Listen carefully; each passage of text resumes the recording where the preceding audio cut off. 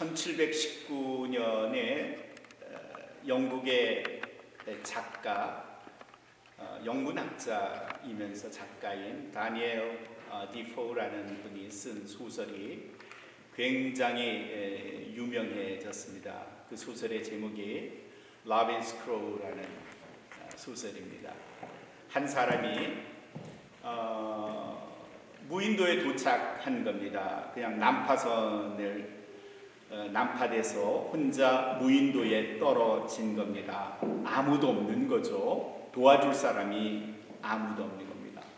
무인도에 혼자 있으면 어떨까 하는 생각을 해봤죠. 제일 먼저 머리에 떠오르는 건 외로울 거다 하는 생각이 들지만, 그보다 더 심각한 건 위급할 때 아무도 도와줄 사람이 없다는 것. 그게 가장 심각한 일입니다. 누구에게 도움을 요청할까? 우리 살면서 그런 생각해 봅니다. 내게 위험이 닥쳤을 때 내가 누구에게 이 위험을, 이 어려움을, 이 아픔을, 이 고통을, 이 절망을 말해야 할까? 내가 누구에게 도와주세요, Please help me, 이렇게 이야기할까? 성경은 여기에 대해서 오늘 말씀은 아주 분명하게 이야기하고 있습니다. 이사야서 2장 22절 오늘 말씀은 사람을 의지하지 마십시오. 너희는 사람을 의지하지 말아라. 그랬어요. 그 사람이 어떤 존재인가 하는 걸 바로 그 다음에 이야기해 주고 있는데, 그의 숨은 코에 달려있나니 수의 새말 가치가 어디에도 없다. 그 말은 뭔가 하면, 인간은 그냥 코를 막고 조금만 있으면 그냥 질식해서 금방 죽어버려요. 살아있던들 그 수가 그리 오래 가지도 않아요. 그러니 그런 인생에 너희 삶을 맡기지 말아라. 유한한 인간에게 너의 삶을 의탁하지 말아라. 그게 오늘 주시는 이사야서 2장 22절의 말씀이에요. 이사야서 2장에는 전반부 앞에 놔두고 10절부터 21절까지는 이런 내용의 말씀이에요. 이스라엘에 굉장히 큰 어려움이 생겼어요. 왜군이 쳐들어왔어요. 원수가 쳐들어왔어요. 이스라엘 백성들이 어떻게 해야 할지를 알지 못했는데, 그들이 찾은 건 평소 그들이 섬겼던 우상에게 절을 한 거예요. 그리고 도와달라고 한 거예요. 이런 상황에 대해서 하나님은 우상을 의지하지 말아라. 사람이 만든 것을 의지하지 말아라. 그리고 또한 사람도 의지하지 말아라. 그렇게 말씀하셨어요.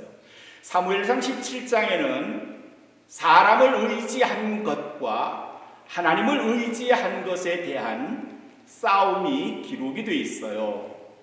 장소는 예루살렘 남쪽 베들레헴의 약간 서쪽인, 그러니까 굉장히 남쪽 지역에 있는 엘라 골짜기라는 곳이에요. 그 골짜기에서 두 사람이 요새 말로 맞짱을 떴어요. 한 사람은 키가 무지무지하게 커요. 정확한 키를 제가 재보진 않았지만 아마 2m 50은 넘었으리라 생각이 들어요. 그의 이름은 골리앗이라고 해요. 골라이엇. 또 한 사람은 한참 밑으로 내려다봐야 했어요. 그의 이름은 다윗이었어요. 데이비드. 그의 나이를 대충 추정컨대 군대에 징집되지 않은 걸로 봐서는 20대보다는 낮을 거예요.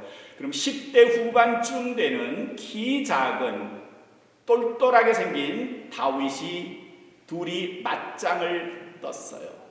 한 사람은 키도 엄청나게 컸지만 그가 가진 건 가히 두려울만 했어요. 사무엘상 17장 45절에는 다윗이 그를 향해서, 골리앗을 향해서 이렇게 말해요. 너는 칼과 창과 단창으로 내게 오거니와 나는 만군의 여호와의 이름, 곧 내가 모욕하는 이스라엘 백군대의 하나님의 이름으로 내게 가노라 그랬어요.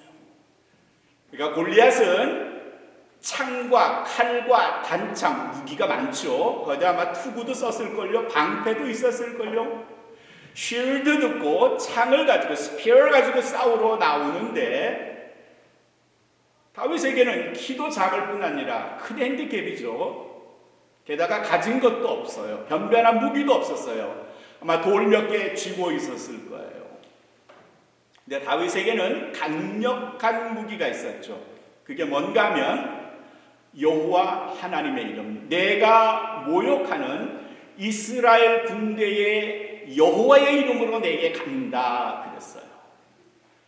한 사람은 물리적으로 엄청나게 크고 무겁고 그리고 긴 걸 가지고 나왔고, 또 한 사람은 아주 보잘것없는 무기 가지고 맞짱을 뜬 거예요. 47절에는 뭐라고 다윗이 한마디를 더 했는가 하면, 전쟁은 여호와께 속한 것인즉 그가, 그 여호와가, 그 하나님이 너를 내 손에 붙이리라. 야, 너하고 나하고 이거 맞짱 뜨는 거, 이 싸우는 건 무기가 뭐냐에 따라서 힘이 얼마나 세냐, 키가 얼마나 크냐, 여기에 결정되는 게 아니라 그가, 하나님이 결정해 주시는 거야. 그런데 나는 그 하나님 편에 손에 있는데 너는 하나님 편이 아니라 인간 편에 있잖아. 그러니 너하고 나하고의 싸움은 해봐야 결론은 이미 났어. 그런 말이죠. 사무엘상 17장 47절의 말씀, 전쟁은 여호와께 속한 것인즉, 이 말을 우리는 우리 생활에서 이렇게 바꿀 수도 있어요. 인생은 여호와께 속한 것인즉, 나의 행복은 여호와께 속한 것인즉, 나의 병은 여호와께 속한 것인즉, 나의 자녀들은 여호와께 속한 것인즉. 그렇잖아요. 그러니 하나님은 오늘 말씀 이사야서 2장 22절 다시 돌아가면, 그러니 사람을 의지하지 말고 하나님을 의지해라, 그렇게 말씀하시는 거죠.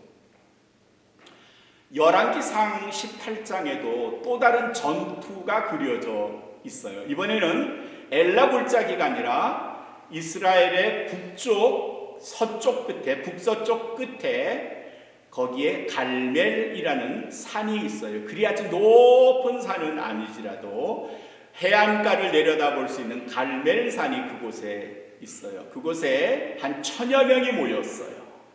그 중에 850명은 우상을 섬기는 제사장 등 프리스트들이에요.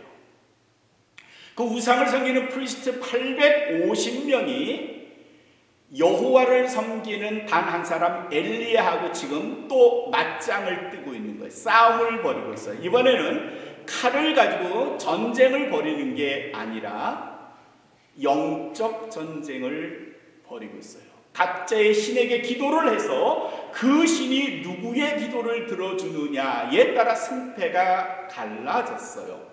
결과는 여러분이 아시는 것처럼 완벽하게 엘리야의 승리였어요. 이유는 딱 한 가지. 엘리야는 누구의 이름을 불렀다? 하나님의 이름을 불렀다. 여호와의 이름을 불렀다.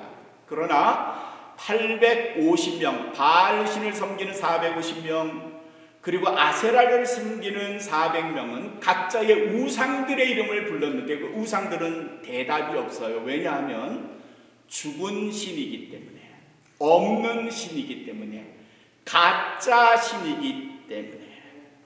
그 가짜 신에 자신의 운명을 맡겨봤자 결론은 패배고, 그리고 이어지는 죽음이었어요. 새해가 되면 혹시 여러분들 중에 그 가짜 신, 사악한 신에게 자신의 운명을 물어보는 분들 있지 않나요? 새벽 때 어디 가요? 점집에 가요. 그래가지고 올해 운수가 어떤지, 야, 거기 가려면요, 차라리 열왕기상 18장에 나오는 갈멜산을 가세요. 별 다를 바가 없잖아요. 결론은 이미 났어요. 하나님의 완벽한 승리예요. 세상에 많은 사람들이 각자의 신을 찾습니다. 거기에는 우상도 있고 우리가 잘 아는 온갖 종류의 우상들이 있어요. 여러분들은 우상을 섬기지 않고 하나님을 섬긴다 이렇게 말을 하지만 은연중에 아마 우리들에게도 이런 신들이 있어요. 그리스도인들에게도 나도 모르게 섬기는 세 가지 신이 있어요. 세 개의 신, 어떤 신이 있을까요? 첫 번째 신은요, 자신이에요. 자신, 나 자신, self God. 자기를, 나만 믿어. 뭘 믿어? 내 병은 내가 잘한다니까 뭘 잘 알아? 뭘 잘 알아요? 그러다 큰일 나죠. 자신을 믿으래. 내가 잘 알아. 나 경험이 많아. 내가 누군데? 내가 이 일이 얼마나 오래 이 일을 했는데. 그래도 당신에겐 한계가 있죠. 할 수 있는데 한계가 있죠. 자신을 믿으래요. 첫 번째 신이 자신이에요. 자신, self God이에요. 두 번째가요, gold God이에요. gold God. 돈이 많으면 뭐든지 다 할 수 있다고 지금 거의 모든 사람은 믿어요. 돈으로 할 수 없는 거 거의 없다고 생각하죠. 골드가. 그게 우리가 은연중에 나도 모르는 사이에 내가 섬기는 두 번째 신이에요. 세 번째 신도 있죠. 그거는 뭔가 하면 권신이라고 해요. 권신. 권력의 신. 파워갓이에요. 파워갓. 그래서 높은 자리에 오르려고 키를 써요. 온갖 짓을 다해서 좀 권력을 휘어잡으려고 해요. 그러다 그 결과가 그 권력을 잃고 나면 얼마나 추잡하고 추악한 일들이 많은지 우리가 아는데도 불구하고 그 권력을 잡는 데에는 거의 제한이 없어요. 세 번째가 파워갓입니다. 그런데 파워갓을 가졌어도 영생은 못 얻어요. 아무리 자기의 권력으로 영생을 가지려고 발버둥을 쳐도 칼을 휘두르고 총을 쏴도 영생은 얻을 수 없어요. 돈이 아무리 많아서 골드갓을 가지고 있다고 하더라도요, 세상의 모든 걸 다 살 수 있다고 하더라도 단 하나 살 수 없는 게 있는데 그게 뭔가 하면 천국이에요. 골드갓으로는 하늘나라를 살 수 없어요. 자신을 믿어요. 내가 다 할 수 있고, 뭐 많은 걸 하실 수 있겠죠. 그러나 예수님이 하신 일은 못해요.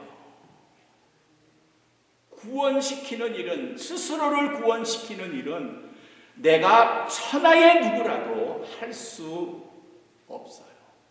예수님을 잘 믿고 하나님을 섬긴다고 하지만 간혹 내 안에 나 자신을 무한대로 섬기지 않는가? 금을 쫓아서 오늘도 내일도 가는 건 아닌가? 혹 우리들 중에 별로 없겠지만 권력을 지향하는 인생의 주인공은 아닌가? 아마 우리 자신을 살펴봐야 될 거예요. 1950년대에 아주 미국의 유명한 컨트리 가수가 있어요. 저도 되게 그분 곡을 몇 개는 좋아하는데 조니 캐시라는 분이 있어요. 정 집사님 아세요? 조니 캐시라는 분? 굉장히 아주 유명한 분이에요. 1950년대에 그는 미 전역을 다니면서 공연을 했고 그가 판매한 레코드의 숫자가 전체가 9천만 장이에요. 그래서 전 세계의 가수들 중에서도 탑5에 들 만큼 레코드 판매 수가 엄청난 사람이에요. 1950년대 말 1959년에 그가 1년 동안에 공연을 다닌 횟수가 300회였답니다. 그러니까 비행기 타고 날아가는 시간을 빼놓고는 매일처럼 공연을 한 거예요. 노래를 부르는 거예요. 대중을 만난 거예요. 그러니 마음도 무지하게 피곤했을 거예요. 몸은 죽을 지경이었을 거예요. 그러다가 친구의 권유로 그가 그 어려움, 자기의 피지컬 컨디션을 이겨내기 위해서 선택한 게 습관성 약물, 그걸 뭐라고 하죠? 마약이라고 해요. 마약에 손을 대기 시작했어요. 그리고 그 전부터 연주만 끝나면 동료들과 함께 마시던 술이 이제는 하루라도 마시지 않으면 안 될 만큼 그에겐 아주 익숙한 친구가 되어서, 그래, 이 맛이지, 이걸로 내가 산다니까 그렇게 생각하고 마셨던 술이 어느새 그의 친구가 아니라 그의 몸속 깊은 곳에서 그를 점령해버린 병이 되고 말았어요. 그가 습관성 마약을 한다는 소문이 퍼지기 시작했고 급기야 경찰이 알게 됐어요. 어느 날 공연을 마치고 무대 뒤에서 차를 타러 가는데 경찰이 그를 에워쌌어요. 당신을 마약 혐의로 조사하겠으니까 경찰서로 가십시다 했어요. 결국 그는 며칠 동안 경찰서에서 조사를 받아야 했고 자기가 습관성 마약을 했다는 사실을 인정할 수밖에 없었어요. 그리고 다시는 하지 않겠다는 각서, 치료를 받겠다고 하는 사인을 한 후에 경찰서를 나오게 됐죠. 수갑을 채워준 경찰서에 한 제복 입은 경찰이 그의 수갑을 풀어주면서 이렇게 말했죠. Johnny, we really love you. It's really like to listen your song. 당신의 노래를 듣는 걸 우리는 너무 좋아합니다. 나와 내 아내는 당신의 열렬한 팬입니다. 그런데 내가 며칠 전에 당신의 수갑을 채우면서 내 마음이 찢어졌습니다. 나는 그날 밤 내 아내와 함께 오늘 있었던 일을 말했고 아내와 함께 손을 잡고 당신의 사랑하는 아들 조니 캐시, 그를 고쳐주세요. 그를 낫게 해주세요. 그가 하나님을 찬송할 수 있게 해주세요. 이렇게 어제까지 기도했습니다. 그리고 오늘 당신의 수갑을 풀어줍니다. 당신을 지켜보는 수많은 팬들을 실망시키지 마십시오. 이제 나가서 노래도 열심히 하시고 하나님을 찬송하세요. 나중에 알려진 그의 이름이 랄프 존이라는 경찰이었습니다. 그렇게 랄프 존이 그의 수갑을 불러주고 조니 캐시가 수갑을 풀면서 했던 랄프 존의 소리를 귀에 담았습니다. 그리고 집에 가면서, 그리고 치료를 위해서 병원에 가면서 그는 공급이 지난 10여 년을 생각했고 남은 삶을 이렇게 살아서는 안 되겠다고 마음을 먹었습니다. 그리고 그가 정말 열심히 치료를 받아서 드디어 약물로부터, 알코올로부터 자유를 얻게 됐습니다. 그리고 그가 했던 일은 수많은 공연들 계획이 있었지만 찬송을 부르기 시작했습니다. 그를 초청하는 교회들마다 찾아다니면서 찬양을 했고 1970년대는 빌리 그레엄 목사님을 쫓아다니면서 차 집회를 했던 바로 그 사람이 조니 캐시. 자기에게 있었던 갖가지 쾌락, 그리고 수많은 돈, 엄청난 인기, 이것을 쫓아가던 자기의 인생이 망가진다는 것을 알았을 때에 그는 오늘 말씀처럼 사람을 쫓아가지 않고 하나님께 자신을 의지하기 시작했습니다. 시편 156편 3절에는 방백들을 의지하지 말며, 방백이라는 말은 권력을 가진 장관들, 힘있는 행정가들을 말합니다. 방백들을 의지하지 말며 도울 힘이 없는 인생도 의지하지 말지니. 도울 힘이 없는 인생, 우리 인생 도울 힘이 없는 거예요. 그리고 결론은 뭐냐? 146편 5절에서는 이렇게 말합니다. 야곱의 하나님으로 자기 도움을 삼으며, 야곱의 하나님, 그 하나님을 자기의 도움, 나의 help, 나를 도와주시는 분으로 삼으며 너의 여호와 그 하나님에게 소망을 두는 자는 복이 있도다 그랬어요. 조니 캐시가 그때부터 하나님에게 도움을 요청하고 여호와 하나님께 자기의 소망을 두는 사람이 된 겁니다. 여러분 손가락을 이렇게 두 개를 펴서 원을 한번 만들어 보시죠. 그리고 그 원 안에 제 얼굴을 한번 집어넣어 보세요. 잘 보이시나요? 제가 그 안에 들어가 있어요? 이정석 권사님 보세요. 제가 그 안에 들어가 있어요? 즉 한 눈을 감았죠. 이번에는 감은 눈을 뜨시고 떴던 눈을 한번 감아 보세요. 여전히 제가 그 안에 있나요? 아니요. 없죠. 네. 눈을 바꿨더니 제가 그 안에 없어요. 우리들은 두 개의 눈으로 보지만 실제로는 하나의 눈으로 그 위치를 확인하고 다른 눈으로는 거리감, 원근감을 가지고 있습니다. 그래서 보는 두 개의 눈 중에 주로 보는 눈을 주시 이렇게 말해요. 주시. 두 개의 눈이지만 실제로 목표 위치를 확인하는 데는 하나의 눈이 필요해요. 음식을 씹으면 음식이 입에 들어왔어요. 그걸 추잉을 할 때 양쪽에 왼쪽에 이 치아가 있고 오른쪽에도 치아가 있어요. 그런데 본인들은 잘 못 느끼지만 둘 중에 한 군데 치아를 이용해서 주로 추잉을 해요. 음식을 씹어요. 우리는 양쪽 다 사용할 거라고 생각하지만 이따 점심 드실 때 나는 어느 쪽으로 음식을 씹는가 추잉을 하는가 한번 살펴보시죠. 어떤 분들은 주로 왼쪽, 어떤 분들은 주로 오른쪽으로 추잉을 해요. 그때 추잉을 하는 치아를 주치 그렇게 말합니다. 주치가 있고 주시가 있고 주신도 있습니다. 주신은 내가 섬기는 나의 메인 갓이 누구인가를 말하는 거예요. 넘어졌을 때 어떤 분은 아이고 어머니, 아이고 할머니, 아이고 부처님 하는데 여러분 누구의 이름을 부르십니까? 그때 부르는 그분이 주신일 겁니다. 여러분의 주신이 하나님이셔야 합니다. 그런 자가 복이 있답니다. 오늘 이사야서 2장 22절은 여러분에게 묻습니다. 여러분은 누굴 섬기세요? 여러분은 누굴 섬기세요? 이사야서 2장 22절의 영어 번역은 이렇게 되어 있습니다. Stop trusting man.